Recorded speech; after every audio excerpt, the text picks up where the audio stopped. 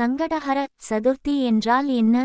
சங்கடங்கள் நீக்கிடும் சங்கடஹர சதுர்த்தி விரதம். விநாயக பெருமானை வழிபாடு செய்வதற்கு பல விரத தினங்கள் இருந்தாலும் விரதத்தில் மிகச் சிறந்ததும் பழமையானதும் சங்கடங்கள் அனைத்தையும் தீர்க்கக்கூடிய சங்கடஹர சதுர்த்தியில் விரதம் இருந்தால் அளவு கடந்த ஆனந்தத்தை அடையலாம்.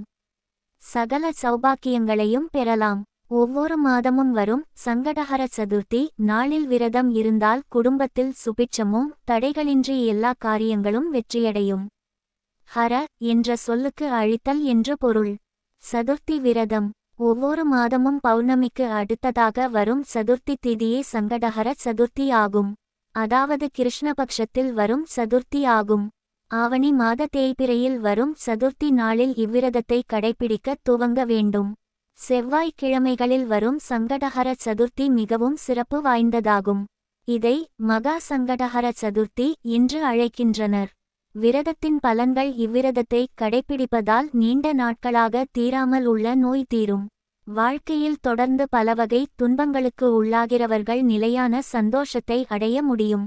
மிகச் சிறப்பான கல்வி அறிவு, புத்தி கூர்மை, நீண்ட ஆயுள், நிலையான செல்வம், நன்மக்கட்பேறு என பலவிதமான நன்மைகளை அடைய முடியும். சனி தோஷத்திற்கு உள்ளாகிறவர்கள் இவ்விரதத்தை அனுஷ்டித்தால் சனியின் தாக்கம் பெரும்பகுதி குறையும்.